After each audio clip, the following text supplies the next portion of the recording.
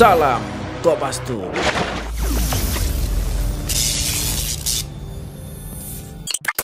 Assalamualaikum warahmatullahi wabarakatuh.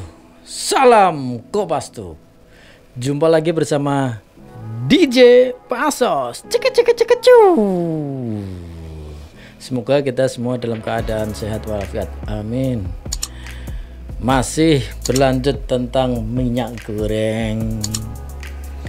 Jadi Menteri Perdagangan Muhammad Lutfi bertekad akan memerangi, membongkar mafia minyak goreng. Kita simak pernyataan beliau. Bapak dan Ibu, saya terima semua kritikan Bapak dan Ibu. Dan saya akui ketika saya salah melihat terutama invasi Rusia kepada Ukraina itu, saya akui bahwa saya tidak melihat itu di rearview mirror saya. Tetapi Bapak dan Ibu, saya pastikan saya tidak akan menyerah oleh mafia, spekulan, apalagi dalam keadaan tinggi, harga-harga tinggi seperti ini. Saya berjanji saya akan bekerja setengah mati untuk memastikan terjadi keadilan yang baik. Pak Ketua, saya baru dikasih tahu oleh Pak Dirjen Perdagangan Luar Negeri, hari Senin sudah ada calon TSK-nya. Tidak pernah mengalah, apalagi kalah dengan mafia. Saya akan pastikan mereka ditangkap dan calon tersangkanya akan diumumkan pada hari Senin, baik itu yang mengalihkan minyak subsidi itu ke minyak industri, baik yang diekspor ke luar negeri maupun di repack untuk dijual dengan harga yang tidak sesuai dengan HET. Sekali lagi, saya akan memerangi mafia-mafia tersebut dan memastikan mereka masuk penjara. Menteri Perdagangan menyatakan bahwa pemerintah tidak akan menyerah, tidak akan mengalah, bertekad akan memerangi mafia-mafia minyak tersebut. Kita simak juga pendapat dari KPPU. Februari lalu sebenarnya dari Kementerian Perdagangan sudah diminta keterangannya terkait kita meminta terkait kebijakan dan data-data. Tapi waktu itu kan dari pihak Kementerian Perdagangan belum mengatakan bahwa ada pelaku usaha yang Pak Menteri bilang sebagai mafia. Nah, kalau di KPPU kan istilahnya bukan mafia ya pelaku kartel lah gitu. Nah terkait itu kami juga sudah mengatakan ya ke media, melalui media bikin rilis agar Kementerian Perdagangan menyampaikan informasi siapa saja yang diduga menjadi mafia tersebut. Oke. Nah, kalau terkait kartel kan hanya lembaga KPPU yang bisa mengatakan itu ada kartel atau tidak. Karena itu kan harus melalui proses pengadilan di KPPU bahwa pelaku usaha itu disebut kartel atau tidak. Nah, tidak bisa melalui pengadilan yang lain. Barusan yang disampaikan dari KPPU mengenai pemberantasan kartel-kartel di minyak goreng. Kita juga akan simak dari YLKI. Ya, pertama saya mendukung penuh, bahkan sejak awal mendorong KPPU untuk melakukan pembongkaran adanya dugaan kartel. Dan oleh karena itu sejak awal Februari kami bersama masyarakat telah mempetisi KPPU untuk melakukan pembongkaran dan penyelidikan dugaan kartel ini, dan sekarang sudah ditandatangani oleh 5.500-an penandatangan untuk mendorong adanya dugaan kartel itu. Ini artinya apa? Bahwa ada struktur pasar yang memang tidak sehat dan merugikan konsumen, sehingga treatmentnya itu bukan soal HET atau kebijakan lainnya, tapi adalah pembongkaran terhadap struktur pasar yang memang tidak sehat dan berpotensi untuk pelanggaran terhadap undang-undang anti monopoli, dan itu jelas merugikan konsumen.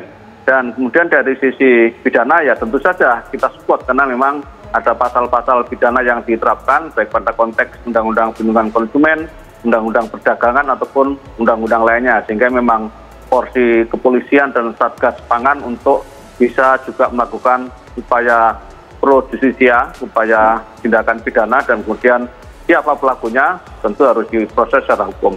Dan kita harapkan dengan upaya-upaya itu upaya pengendalian harga dan juga pasokan bisa lebih baik dan konsumen bisa mendapatkan minyak goreng dengan harga yang wajar. Itu yang disampaikan oleh Ketua YLKI ya. Kita juga akan simak dari pihak kepolisian, dalam hal ini adalah Satgas Pangan. Kita simak videonya. Jadi kalau itu menjadi informasi dan lain sebagainya kan pasti akan didalami.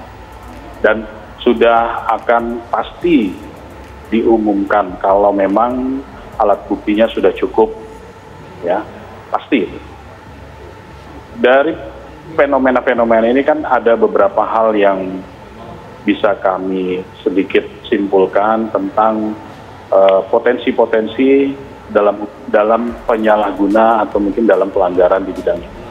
Ada yang mencoba untuk menyelundupkan atau membawa keluar, kemudian ada yang menahan untuk kepentingan atau keuntungan diri sendiri, ada yang dengan modus mengoplos atau palsu, ada juga yang mengalihkan peruntukannya yang seharusnya curah untuk konsumsi itu dialihkan ke industri, tentunya untuk mendapatkan selisih harga yang lebih mahal atau lebih menguntungkan. Nah, dari keempat lah, anggaplah keempat yang bisa kami simpulkan itu, ya. Lalu apa langkah-langkahnya? Nah, yang pertama adalah memastikan dulu bahwa stok ketersediaan di wilayah, di daerah itu cukup sesuai dengan kebutuhannya. Kemudian menjaga tidak ada, jangan sampai ada membawa keluar, sehingga pintu-pintu keluar baik itu jalur darat, jalur laut, jalur udara ini juga ikut diawasi. Bapak Kapolri sudah menginstruksikan kepada seluruh Kapolda untuk menindaklanjuti ini, melaksanakan, dan pada intinya adalah supaya ketersediaan barang atau ketersediaan pangan dan distribusinya tidak terganggu, apalagi menjelang puasa dan lebaran. Itu Sobat Kompas Tub, jadi Menteri Perdagangan dalam hal ini Pak Muhammad Lutfi tegas memerangi, memberantas praktek-praktek yang diduga kartel minyak goreng. Ini tentunya pengusaha-pengusaha besar minyak goreng ya yang akan diduga yang akan menjadi sasaran dari Menteri Perdagangan. Nah, dari KPPU, Komisi Pengawasan Persaingan Usaha Indonesia, itu juga memberikan akan bekerja sama dengan Polri dan Mendagri untuk memberikan data, karena dari KPPU ini mempunyai data-data tentang perusahaan-perusahaan atau pengusaha-pengusaha yang bergerak di bidang minyak goreng ini, minyak nabati itu.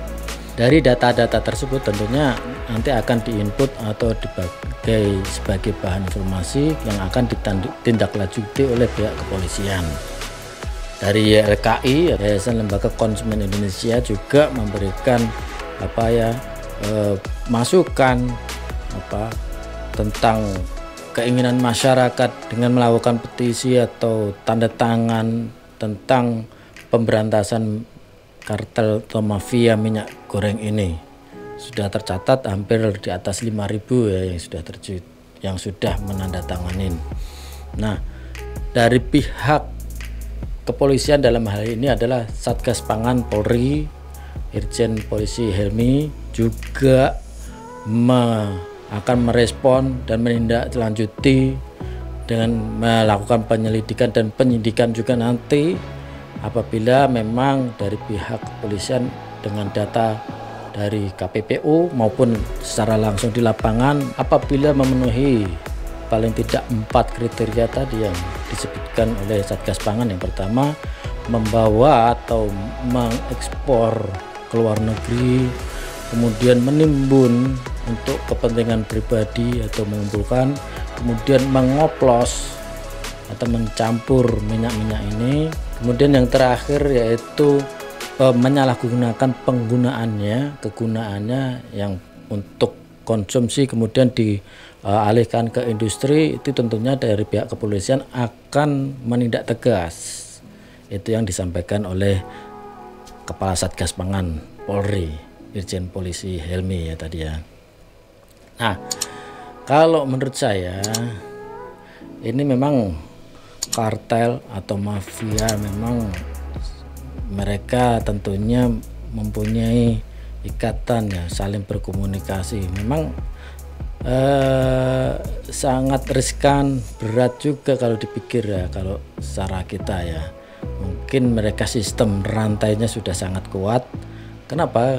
Terbukti kemarin susah, sekarang begitu dikasih harga, di warning langsung membanjir. Ini memang tentu bukan pedagang-pedagang kecil yang bermain di sini, pasti mafia atau kartel. KPPU pasti juga memiliki data-data yang bagus atau yang data-data yang akurat tentang pengusaha-pengusaha di bidang ini. Mereka saling bersaing atau yang lain, kemudian saling menyimpan dan sebagainya. Dalam hal ini kalau kondisi seperti ini saling menyimpan, tentunya nanti masyarakat yang dirugikan seperti kondisi saat ini langka. Tapi begitu pemerintah langsung mewarning, membanjir, membludak minyak di pasaran. Semoga pemerintah bisa bekerja sama dengan semua pihak, semua aparat, semua lembaga, semua yayasan, semua elemen masyarakat juga untuk bisa memberantas. Ya setidaknya mungkin ada 2, 3 pengusaha yang menjadi tumbal. Syukur-syukur kalau memang bisa membongkar dan menindak yang benar-benar real mafianya ya.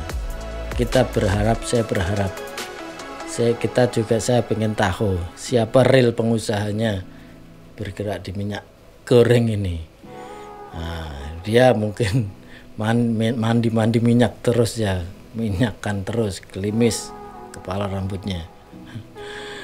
Oke, itu dulu dari saya. Semoga pihak kepolisian, penegak hukum, Kementerian Dalam Negeri bisa memaksimalkan memerangi ini. Jangan sampai nanti terjadi lagi. Ya, kita doakan bersama. Silakan Sobat Kopassus yang punya pendapatnya, sarannya, kritikannya, masukannya, silakan tulis komen di bawah. Oke, kita tunggu. Terima kasih sudah pantengin video kita. Jangan lupa pantengin video-video kita yang lain yang ada di playlist. Terima kasih. Sampai jumpa. Salam Kopassus. Wassalamualaikum warahmatullahi wabarakatuh.